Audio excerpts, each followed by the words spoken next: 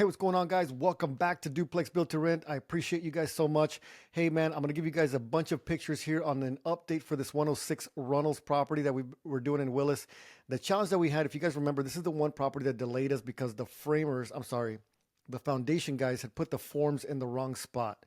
And they were a little bit over the easement in this direction. And so what happened is that we got into a bit of an argument with the guy that was doing it. He was not, he just gave me a little bit of a challenge. So anyway, long story short, we got everything fixed up. We got the concrete poured. We got the cable inspections. All that stuff has already been taken care of. I'm going to run through a bunch of pictures here on this property because I haven't updated it in a while. So again, this is going to be the same duplex that we've been building before. This is stage one, the framing, where it's just the framing walls and the interior framing walls. So now we're at phase number two, which is going to be the roof framing. So as you can see, these guys are beginning to put all the stuff that's going to hold the decking for the roof. Sorry, I don't know why the pictures went backwards. So now one of the things that you have to take into consideration whenever you're doing these projects is to ensure that you have the product there for delivery or for delivery for these guys. But the issue is that you don't want to have some of this stuff there because it walks away, it gets stolen. So one of the things that gets stolen very easily is going to be doors and windows. So I try to coordinate with Home Depot, and unfortunately Home Depot brought some of the windows, not all of them. This is the picture they sent me that they had delivered it. So check this out. These windows here on the left-hand side are going to be the side windows. Okay, they're a little bit thinner than your standard front door windows, and you'll be able to see those here in a little bit. But anyway, so we have that. And as you can see here, these are the standard, I'm sorry, these ones here. These are going to be your standard 3x6 windows. These are going to be in the very front. These are 6 foot, and these are 5 foot. The challenge is that they only brought me 2, and so we need 8. Okay, we need 8 total windows, so we're missing 6 windows. So I had to go back and forth with Home Depot to try to get these windows, try to figure out where they were. Anyways, long story short, we were finally able to get that taken care of. But here we are again, Runnels. I'm going through a bunch of pictures, guys, because we are behind on updating this project. And so as you can see, all of the framing has been done in terms of the wall framing, and the roof framing is going to be done. Third stage is going to be the cornice. The cornice is going to be all the stuff that's going to go here, which is basically going to be around the side of the house, which is going to be underneath is the fascia and the soffit that's going to be going underneath there. And then, of course, it's going to be finishing out the roof portion of it. Let me see here. So another quick update, more pictures of 106 Runnels. As you can see, all of this stuff is pretty much done. They have the bracing still on the inside. They typically keep that stuff on until we start doing the sheathing for the exterior. So the sheathing for the exterior is going to be the next phase as well. So you'll see that getting done here in a second. So here's the sheathing. You can see the plywood, the OSB on the exterior. This is that 1/2 inch plywood that I was telling you guys in another video that sometimes they call 1/2 inch, but it's really 7/16 inch OSB. And this basically gives it the shear force to keep it from high winds from this thing toppling over. So let's see here. I'll give you some more updated pictures. Now I'm on the inside. I just kind of take pictures of the inside to show you guys what that looks like. They're putting up the roof decking at this point here. As you can see, this red plywood that we're using here is going to be the firewall fire rated plywood. And then another quick picture of the inside as it's progressing. So now at this point, we have the entire thing sheathed in as far as the majority of the exterior wall. So this stuff is what is going to keep the house structurally sound. And then we go with the Tyvek over that. The Tyvek is going to be that moisture barrier stuff that keeps the rain away from the property. So you can see the rest of the roof decking is getting done. Okay, so at this point, we have the sheathing. I'm sorry. Yes, the sheathing is completed. So that's the OSB. So that goes first on top of the 2x4s. Then outside of that is going to be this moisture barrier. This moisture barrier stuff is just Tyvek home wrap is what it's called. And then we have the windows in. We have the fascia on, which needs to be done before the roof gets put in. So that's in there. And then all of the decking for the roof is complete. We had the LVLs delivered. That was another little bit of a snafu with Home Depot. Is these pieces of wood right here that are on the ground. These cover a large span of the living room area. This is laminated veneer. I can't remember the exact thing, but basically it's engineered wood that is very, very durable in terms of like holding weight, right? Because you have a very big span. I'll show you guys on the inside where that goes. And then, of course, we got the rest of the windows delivered that I needed them to bring out to us that they did not bring out the first time. So now at this point, we have an inspection, right? We have the window and the thermal barrier inspection. So we go out there to make sure that the windows are all the way installed on, and then basically that we have window tape and that the entire house is wrapped with this Tyvek stuff, this home shield stuff. So as you can see, these guys are, finishing up all the detail on the home wrap because that's going to be inspectionable. So now at this point, I went back out there to double check, make sure that everything's done. And this is exactly what the city wants right here. So if you can see here, we have a couple of things I'm going to point out. So you see the tape that is underneath here. So this piece of tape goes first, then this piece of tape goes second, and then this last piece goes third. And then with that piece, there's a little metal piece that goes on there that's a window flashing to keep any water from going in and just pushes it out. Okay, this stuff is galvanized metal, and that prevents any of the water from intruding or coming into the house. So I'm taking pictures of all this stuff here, so I know that the city's going to be coming out. All the windows are in. The doors are in. This is an exterior picture. Over here on the left-hand side, I'm at the back side of the property. So right here on the left-hand side, you can see the 104 Runnels. And then this one here is the 106 Runnels Duplex. So this one is just a little bit further ahead, but we're pretty much neck and neck there. So all the windows are taped, and I want to make sure that I have pictures of this in case the city later on challenges me. And they say, no, it wasn't done correctly. And then I have pictures to show them that, yes, it was. So, okay, I'm just taking a bunch of pictures just for documentation purposes. So now at this point, so one of the things I always tell you guys is like, whenever you're doing your duplexes, you have to think like, what do I know and who needs to know it, right? And so one of the things here at this stage is that we are waiting for the inspector to come out for the windows, the thermal barrier, and that inspection, right? And so I'm sending pictures over to the roofing guy as well to let him know like, hey, look, man, all the roof decking is in. Here's the property address. Those are our permits. You can go ahead and go out there and get the roof started. So the very next day, the roofer came out. One of the other things that I want to point out here for you guys, because this is a duplex, so the firewall is going to be right down the middle here, okay? Normally in most houses, you have a ridge vent right here to allow the heat to escape from inside the house and come out this way like that. That's just the purpose of that, right?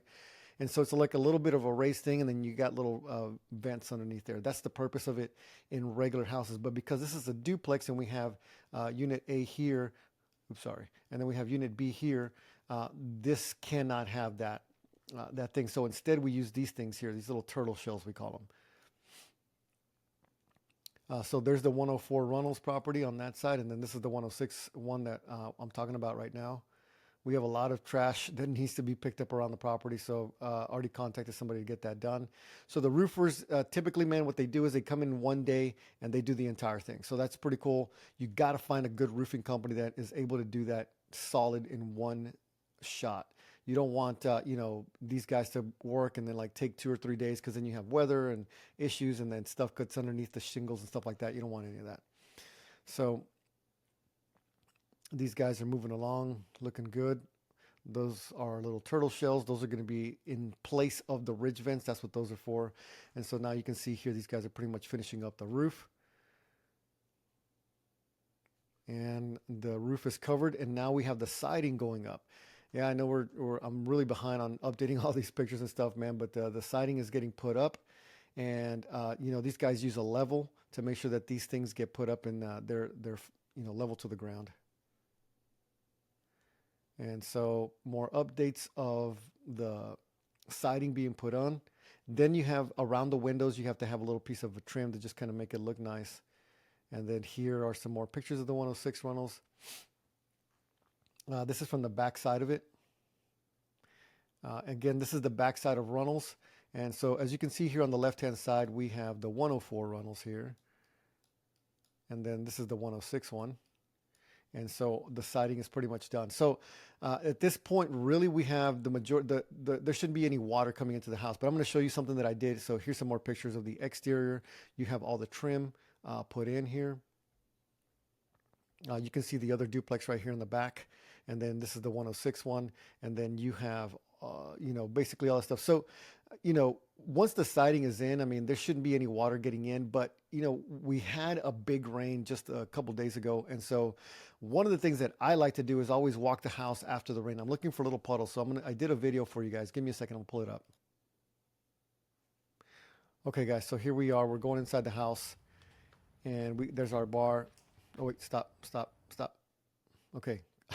Quick little foot stomper for you guys, man. And I need to make sure I go out there and get this done. But all of these frames, you see these mosquito nets that are left inside the house. I'm telling you, you have got to pick those up and take them to your house and put them in your garage or put them somewhere where they're not going to get damaged. Because I guarantee you 9 times out of 100 or 99 times out of 100, those things are going to get damaged by the contractors. You see right now how these things have like a nail. There's like a set of nails that's just on top of them. I'm telling you, that's going to be a problem later. So I have to go in and pick up all of the windows, the mosquito nets out of all of the windows, take them home, and then just bring them back later. So what I'm looking at now, I'm looking at the ground, and I'm looking for wet spots. And boom, look at this, man. I found a wet spot. Like, where is this coming from? So now wet spots can come from different things, right? People dropping their bottles of water, just whatever stuff. But we just had a recent rain, so now I need to investigate what's going on with this water situation here. So I'm looking to see where the water came in at. So I think what's happening is that these guys that were doing the exterior siding, they were not fully completed while it started raining. And so they just take a break and they just, pick it up afterwards. So look at this here. This is what I wanted to show you guys. Because this is just part of your job as a builder, is to try to figure out where this water, you see how there's like a little bit, stop it, oop, back up.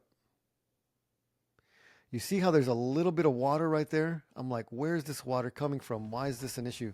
Because if you don't address these issues right now, you're going to have issues with it later on in the future. And then it's going to be way worse, right? Because you're going to have wet insulation, you're going to have wet sheetrock, you're going to have wet stuff behind the wall. So you got to make sure this gets addressed. So now check this out here.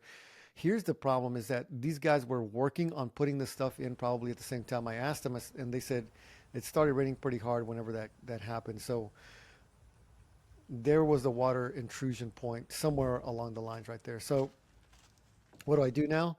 The only thing that I can do is go outside with the water hose and just spray down that little area and try to figure out where the water's coming in. See if now that the siding is in completely on that area, if it's still coming in. If it's still coming in, we can add caulking because that's part of the painter's job, right? If it's still coming in. If it's a roof issue, then obviously we call the roof guy back out and tell him, hey, we got a water roof leak. But it's our job to figure out where that issue is at.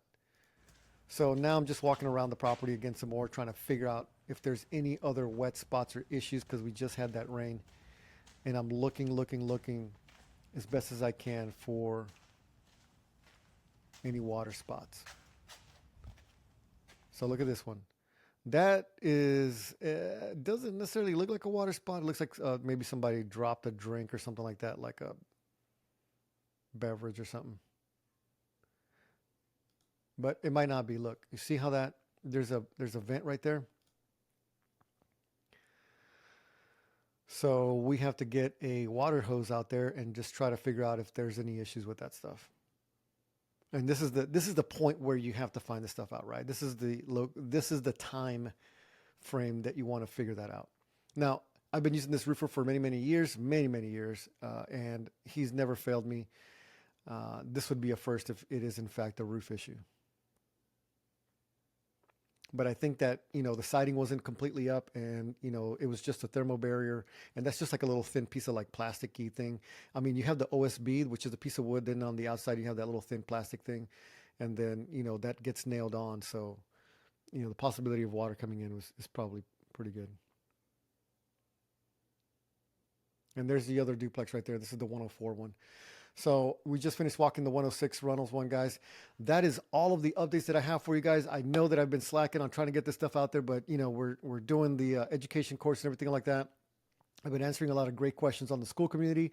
If you guys don't know yet, basically how to do new construction, I think that was one of the toughest things when I first started. Is no one really wanted to teach me. Nobody wanted really to show me how the whole process worked, and so I had to learn a lot of these mistakes on my own. And so here we are now. Fast forward, several years now. We're like at 5 years in of building new construction. We're sticking to duplexes. It's very, very easy to refinance. We just refinanced one, and it was probably one of the easiest refinances I've ever done in my life. And it's because of the two rents. And even if it doesn't appraise for the amount that you think it's going to appraise, it doesn't matter, because we're not looking at this from a perspective of like tomorrow or next year or the year after that. We're playing this 10-year, 15-year game of holding on to assets. All right, guys, that's all the updates I got for you today. Thanks so much for watching. I'll talk to you soon.